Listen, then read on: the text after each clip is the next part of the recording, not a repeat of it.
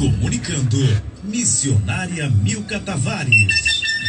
Rádio Tamandaré, 11 horas e 13 minutos. A gente vai para aquela hora especial, né? Tem várias vezes aqui no programa, aquele momento da palavra de Deus, para a gente aprender um pouco, receber de Deus aquilo que Ele preparou para nós. Você que está ouvindo pela primeira vez, estamos aqui todos os dias, a partir das 10 da manhã até as 14 horas. Na quarta-feira tem círculo de oração.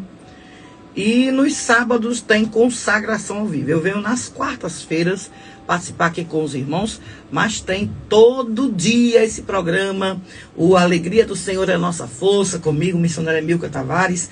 Vamos juntos, agradecendo o carinho de todos os irmãos que estão aí acompanhando a programação conosco. Tem pessoas que estão em outros países, pessoas que estão se alegrando com a gente aí do outro lado. E a gente fica muito feliz, né, irmãos? Saber que tem pessoas, irmãos de muitos anos. A irmã Damares mesmo acompanha a gente há muitos anos, desde várias emissoras e também daqui da consagração da Rádio Tamandaré. Acompanhou o crescimento, né, que Deus trouxe a este lugar, para a glória de Deus. Deus abençoe nossa irmã da Áustria, de Água Preta, Pernambuco, sintonizada aqui pelo Instagram, missionária Milka Tavares. E também tem gente pelo Instagram aí, abençoado, da Rádio Tamandaré. Deus abençoe a todos em nome do Senhor Jesus. O cantor Ronilson Rosa, que canta muito bem para a glória de Deus, né? Esse cantor abençoado. Deus abençoe a irmã Ádila, a irmã Leda Oliveira, pastor Heraldo Tavares, meu esposo, que também está no Instagram. Provérbios, capítulo 29, versículo 18, que diz assim: não havendo profecia, o povo se corrompe, mas o que guarda a lei, esse é feliz. Essa passagem que lemos agora em Provérbios fala de algo muito interessante para nossas vidas no dia a dia, para as nossas necessidades. É necessário a profecia, é necessário estarmos atentos à voz do Senhor. E eu queria usar como tema para esta mensagem: não havendo profecia, ou seja, visão profética, o povo se corrompe. Vamos usar como tema: indo além do nosso alcance. Existe uma diferença muito grande entre ater-se ao princípio e ter uma visão. Porque o princípio ele não vem da inspiração moral, mas a visão sim. As pessoas que se entregam totalmente a princípios idealistas raramente fazem algo concreto. A concepção que alguém tem de Deus e de seus atributos, até ser usada para justificar e racionalizar uma deliberada negligência de seu dever, como assim Jonas tentou desculpar-se por sua desobediência, pois sabia que és Deus clemente e misericordioso e tardio em irar-se, e grande em benignidade, que se arrependesse do mal. Jonas capítulo 4, versículo 2. Eu também posso ter uma concepção correta de Deus e seus atributos, mas essa pode ser exatamente a razão de não cumprir o meu dever.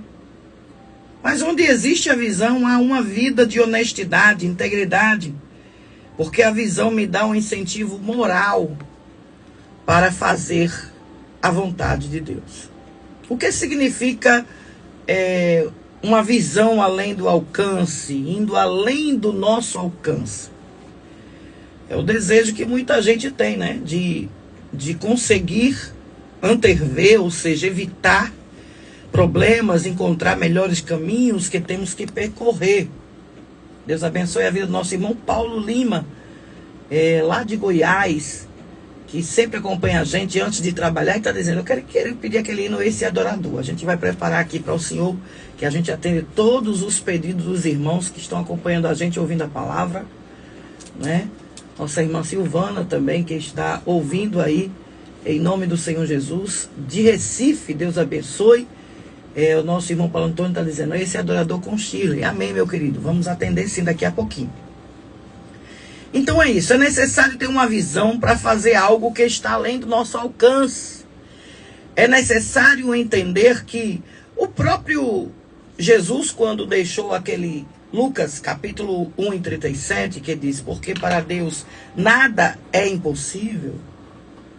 Ou seja, nós fazemos o que está ao nosso alcance. E quem sai assim, aquilo que sai do alcance da gente, ou seja, como está em Lucas 1:37, o impossível não é papel de Milka, da missionária Milka. Não é papel do irmão que está ouvindo. O impossível é o papel de Deus, de Jesus, é o papel dele fazer. Só que algumas vezes nós queremos fazer o que Jesus tem que fazer. Nós temos vontade de conhecer o nosso futuro, nós temos vontade de conhecer o nosso amanhã, nós temos vontade de alcançar aquilo que não foi alcançado ainda, nós temos vontade de alcançar coisas que talvez seria possível, mas não chegou ainda, e com isso vai tirando a nossa paz, vai tirando a nossa tranquilidade. E a gente quer algumas coisas que não chegaram ainda, e a gente começa a indagar o Senhor. Mas e as promessas? O que tu prometeu? Aquilo que tu nos garantiu? O que foi que houve? Né? É normal do ser humano ter esse pensamento, ter essa pergunta já na sua mente. Mas eu queria enfatizar aqui para você, meu irmão, minha irmã, que aquilo que está fora do teu alcance, fora das tuas possibilidades, não depende de você. Depende do Senhor. A palavra do Senhor, quando fala que não havendo profecia, o povo se corrompe, há uma necessidade de ter visão. Há uma necessidade de entender que o campo visual que temos é mais ou menos de 180 graus. Tem uma limitação para a nossa vista. Umas coisas nós enxergamos de perto e outras de longe. Vai até algumas coisas de objetos muito distantes ou até mesmo de 25 centímetros do olho, variando de distância e de local, do cristalino, né? Estou tentando para você entender do que significa. Não deixe que essas coisas, essas suas limitações, queiram fazer com que você pense que você não vai alcançar algo.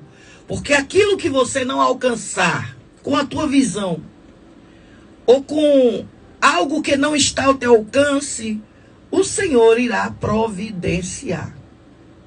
Talvez você está ouvindo agora o que eu estou falando. Talvez você pense assim, como é que eu vou indo além do meu alcance se eu não vou poder alcançá-lo? Vai sim. Paulo disse, eu posso todas as coisas naquele que me fortalece. Aquele que tem intimidade com Deus, aquele que faz algo para Deus diferenciado, aquele que começa a atender a voz de Deus, ou profetiza, tem uma visão profética, ou profetiza, assim como fez Elias em 2 Reis 17:1, ele profetizou dizendo assim, vive o Senhor Deus de Israel, perante cuja face estou, que nesses anos nem orvalho, nem chuva haverá, senão segundo a minha palavra. Em tempo de muita chuva e falta d'água, em muitos lugares do Brasil, proponho em você pensar, e a gente falar também, e enxergar. Imagina aqui no Brasil, vamos dizer, um profeta, a missionária Milka, ou qualquer outro, pastor Tavares, qualquer outro profeta, dissesse, olha, nem vai chover, nem vai cair orvalho conforme a minha palavra. Nós já temos um país quente, seco, muitas das vezes os reservatórios de água baixa é necessário racionar. Imagine há muitos anos, ou muito tempo, sem orvalho e sem chuva. Nós temos que entender que, ao lermos esse versículo, nós temos que tentar entender que, em primeiro plano, quais seriam as consequências e dificuldades com a falta da chuva e a água que nos traria. Visto que para a essência da vida é necessário água. Para você ter ideia, a superfície do planeta todinha é composto de água, 71%. Já o corpo humano é composto 60% a 75% de água, dependendo da idade. E os cientistas até afirmam que a vida não seria possível sem água. Sem água ficamos desidratados, podemos morrer. O funcionamento e o equilíbrio do corpo ficam grandemente prejudicados com a falta d'água. Sem chuva, a agricultura e, consequentemente, a alimentação ficam prejudicados. Sem água, não há como nos purificarmos das impurezas, tomar um banho, ficar organizado, né? Assear o nosso corpo, que é necessário também. Nosso templo e morada do Espírito, nós temos que cuidar muito bem. A primeira coisa é nos amar. Aonde não há água, a morte reina. E isto só para falar em alguns impactos que de uma grande pesquisada assim na internet, a gente pode encontrar muito mais, né? Conselho, não desperdice água. 2, beba diversos copos de água pelo dia. 3, leia João 4, 13 e 14. Eu vou ler, viu? Porque assim, como eu já disse, eu leio os versículos, os capítulos, porque tem irmãos em casa que estão assistindo pelas redes sociais, mas estão no trabalho, aliás, e não podem abrir a Bíblia, porque não estão com ela. E a gente pega, abre a palavra, porque eu não costumo preparar algo antes, escrever assim por fora, fazer esboços, porque além de orar e jejuar, eu peço a Deus que Ele me leve para onde Ele quer, para falar comigo e com o povo ao mesmo tempo, por algo que eu ainda não conheço ou que Ele queira nos falar. Então, João capítulo 4, versículo 13 e 14, diz assim: Afirmo-lhe, Jesus, quem beber desta água tornará a ter sede. Aquele, porém, que beber da água que eu lhe der, nunca mais terá sede. Pelo contrário, a água que eu lhe der será nele uma fonte a jorrar para a vida eterna.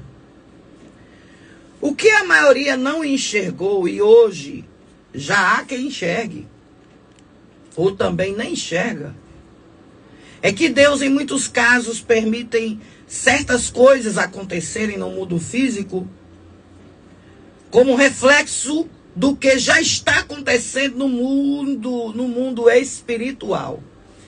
E hoje o mundo físico está passando por umas transformações. Qual seria o motivo? Para chamar a atenção, a fim de mostrar a realidade e a condição espiritual que eu e você se encontra. Não havendo profecia, repito, ou visão profética, o povo se corrompe. A seca em Israel começou primeiramente no âmbito espiritual. Os dias do profeta Elias e de Acabe, rei de Israel, foi um tempo de grande sequidão espiritual. A começar por causa deste governante, o rei Acabe. Mas também passando pelos sacerdotes, que teve o povo que se desviava dos caminhos do Senhor, indo para após adorar o Deus de Baal, o Deus Baal. Tente enxergar que as consequências espirituais, ela chega. Sequidão espiritual, simplesmente olhando, comparando as consequências da sequidão física, que eu já informei anteriormente, falando sobre falta d'água, o que viria a acontecer. O que seria equivalente a uma situação espiritual ou consequências da seca física, é bem parecida. Não vai haver mais plantio, não vai haver mais qualidade, não vai haver mais água, não vai haver mais orvalho, com isso não vai haver plantação, não vai haver frutos, não haverá árvores crescendo, não haverá crescimento. A primeira coisa que Deus manda ao profeta Elias fazer é declarar, profetizar a seca em Israel e nas circunvizinhanças. Por 3 anos, algo que precisava ser feito para que houvesse uma mudança. Entretanto, Deus não faria e nem fará coisa alguma se antes não conhecermos seu chamado e exortação. Provérbios capítulo 3, lá vou eu de novo ler a palavra, porque eu gosto de estar lendo com os irmãos, para que aquele que não está com a Bíblia na mão, está dirigindo o carro, possa acompanhar pelo texto lido também aí onde ele está, onde ele se encontra. Deus está falando com alguém que está numa sequidão espiritual e está numa sequidão material.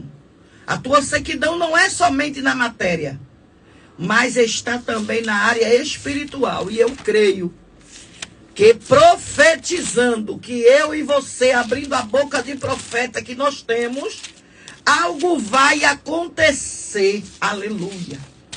Provérbios capítulo 3, versículo 11, diz assim: Filho meu, não rejeiteis a disciplina do Senhor, nem te enfades da sua repreensão. É necessário, irmãos, nós entendermos que a gente precisa passar pela correção de Deus. Para a gente não cochear em dois pensamentos. Para a gente não oscilar entre a fé e a dúvida. Para que a gente esteja fora deste mundo, morando nele, mas fora dele, mas dentro da igreja. Porque Elias se chegou a todo o povo e disse: até quando cocheareis entre dois pensamentos? Se o Senhor é Deus, segue-o. E se Baal, segue-o. Ou seja, tome uma atitude. Você não vai poder estar nem só do lado de Baal, nem só do lado de Deus, ou então do lado de um e de outro, não. Você tem que escolher um lado. Não pode estar uma hora de Baal, outra hora é de Deus. Uma hora está seguindo a Deus, outra hora está seguindo Baal. E disse mais Elias: porque o que duvida... Não, o Senhor é Deus, então segue-o. E se Baal, segue-o também. Como está em Reis, 2 Reis, capítulo 18 e 21. Tiago, capítulo 1, e 6 ao 8, diz assim: porque o que duvida é semelhante à onda do mar, que é levada pelo vento, lançada de uma para outra parte. Não pense tal homem que receberá do Senhor alguma coisa. O homem do coração dobre é inconstante em todos os seus caminhos.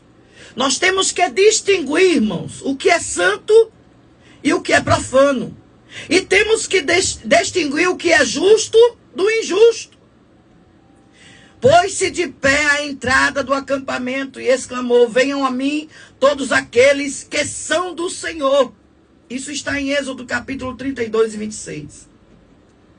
Ensinarão meu povo a distinguir o sagrado do profano e discernir o que é imundo do que é puro, como está em Ezequiel 44 e 23.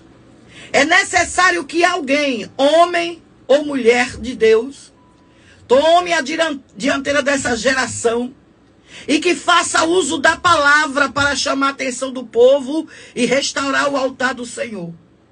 Então Elias disse a todo o povo: chegai-vos a mim.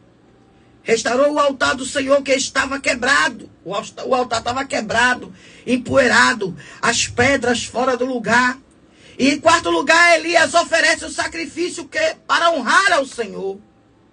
Sucedeu que no momento de ser oferecido o sacrifício da tarde, o profeta Elias se aproximou e disse: ó Senhor, Deus de Abraão, de Isaque e de Israel, manifeste-se hoje que tu és Deus em Israel, e que eu sou teu servo, e que conforme a tua palavra fiz todas essas coisas. Elias sozinho não poderia fazer nada. Mas conforme ele mesmo diz, é o Deus de Abraão, de Isaque e de Israel que ele estava invocando. Há uma resposta de Deus ao apelo do profeta. Porque Deus ama aquele que lembra do que ele é. Ele é Deus, está acima de todas as coisas. E ele disse: Claudenice, Rafaela, missionária Simone, ei, atente à minha voz. Se parar a profecia, pastor Tiago, evangelista Mateus, se parar a profecia, o povo vai se corromper. É necessário que haja profeta corajoso. Tem profeta que só quer dar mensagem, irmão, de bênção, de chave de carro, de chave de terreno, de vitória, de dinheiro. É bom, é bom. Precisamos sim. Mas para que haja avivamento, restauração, louvores, glória a Deus, zelo, é necessário que haja repreensão. Então o profeta Elias diz: há ruído de abundante chuva. Em 2 Reis 18, 41. A capacidade de Elias de enxergar o que estava além. Porque primeiro Deus manda ele profetizar e conforme a palavra dele não havia nem chuva, nem orvalho. Começou a chegar a seca que o atinge também, irmãos. Porque ele estava na terra, ele estava no meio do povo. E quando ele estava sendo alimentado na caverna do rio Querite, o rio Querite secou. A água não chegava mais, o corvo não ia levar comida. Porque a sequidão chegou, não tinha mais o que o corvo levar. Não tinha mais como ele receber comida. Aí o Senhor tira ele da caverna e leva ele para uma casa onde já havia escassez, o restinho de azeite, o restinho de farinha. E a mulher ainda estava com escassez na sua vida espiritual, falta de fé. Como Jesus disse, homens de pouca fé. E aquela mulher olhou para o profeta e disse, quando ele chega lá, ele pediu comida e a mulher disse, aqui só tem um pouquinho de farinha, um pouquinho de azeite, para que eu venha fazer 2 bolos, para que eu e meu filho comamos e morremos. Era o limite do alimento físico e o limite do espiritual, glória. Mas o Senhor está dizendo para alguém, vai haver abundância, vai chegar abundância na tua vida, porque há ruído de abundante chuva, chuva para a área espiritual que está seca, chuva para a área material que também está seca, está com escassez. O Senhor vai trazer novidade de vida, glória.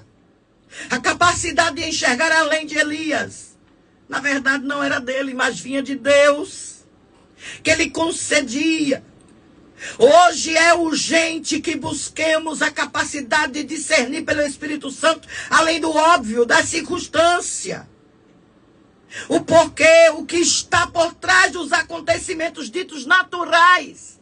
Irmãos, quando eu vi aquela terrível situação ali no Paraná, os cientistas conseguiram enxergar a magnitude do que ia acontecer. Mas alguém não estava atento, alguém não estava preparado para o que aconteceu de tão terrível. Tem uma amiga minha, Betânia Campos, ela teve um sonho bem interessante, há algum tempo atrás, que ela via muitas pessoas idosas lhe pedindo socorro, muita água, muita coisa. Eu tive um sonho há uns 2, 3 anos atrás, do centro do Recife, totalmente alagado. Eu ficava com os meus filhos em cima de uma tampa de isopor grande, dessas que guarda peixes e tal, e botava meus 2 filhos em cima dessa tampa e perdia alguma coisa que eu estava procurando dentro da água. E quando eu vi aquele acontecimento ali no Paraná, irmãos, eu disse, meu Deus, tenha de misericórdia deste povo que perdeu tudo. Senhores, mulheres, perderam filhos, parentes, muita gente morto. Mas está acontecendo algo na parte física e na parte espiritual para que eu e você venha despertar. Quem não tem visão de Deus, ele não sabe comer nem beber, como Acabe. Mas quem tem a visão de Deus, ele sobe ao monte da oração para buscar a Deus e enxergar os sinais, irmãos. Existem sinais que é necessário eu e você se desprender do natural. É necessário eu e você sair do nosso comodismo. Às vezes a gente convida alguém para ir no monte e diz, eita, mas eu tenho que fazer isso, eita, eu vou viajar, eita. Sempre tem outra prioridade, ele não quer buscar, aleluia, a visão espiritual. Aquele que tem intimidade com Deus, ele vai além da visão do olho físico, além da aparência das coisas. Ele ora, ele se humilha na presença de Deus. Ele busca enxergar, aleluia, e reconhecer o sinal do agir de Deus de longe. O que é para alguns apenas uma nuvem, apenas uma coincidência para o homem ou para a mulher de Deus. Talvez alguém está dizendo, isso é uma coincidência. Ei, o Senhor está dizendo, eu vou te dar infinitas confirmações. Porque quem ora, quem busca, quem sabe buscar de Deus, quem está na visão dele, ele sabe que o sinal de Deus e que o poder de Deus é manifesto em coisas que, humanamente falando, parecem impossíveis. A Bíblia diz que a nuvem era do tamanho da mão de um homem e molhou, pegou todo mundo na estrada. Irmãos, no âmbito natural era pequenininho, do tamanho de uma mão. Mas no âmbito espiritual estava chegando a resposta. No âmbito espiritual, a chuva e a água é o Espírito Santo que vai regar a tua vida espiritual com uma mudança de atitude, obediência a Deus. É que vai trazer esta chuva que está para vir para mim, para você. Talvez alguém que está ouvindo agora até percebeu que é um ruído de abundante chuva e não quer se atentar para esta chuva que vai trazer uma mudança para a sua história. Mas eu vim profetizar, eu vim declarar pela palavra de Deus que vem vindo uma chuva sobre a sua vida e a sua família. Glória! Chuva de Deus, chuva do Espírito Santo, chuva de bênçãos. Aleluia! Chuva de quebrantamento, de avivamento. É disso que nós estamos precisando. Talvez eu e você estamos precisando, como diz a Keitiane, de mais comunhão com Deus. Estamos precisando de estar antenados na palavra, de entender quando é chuva de bênção e quando é um momento de correção, quando é um momento de profetizar e declarar, e quando é o momento de eu aguardar o trabalhar de Deus. Glória! A chuva de bênção sobre a tua vida, ela vai chegar, irmãos.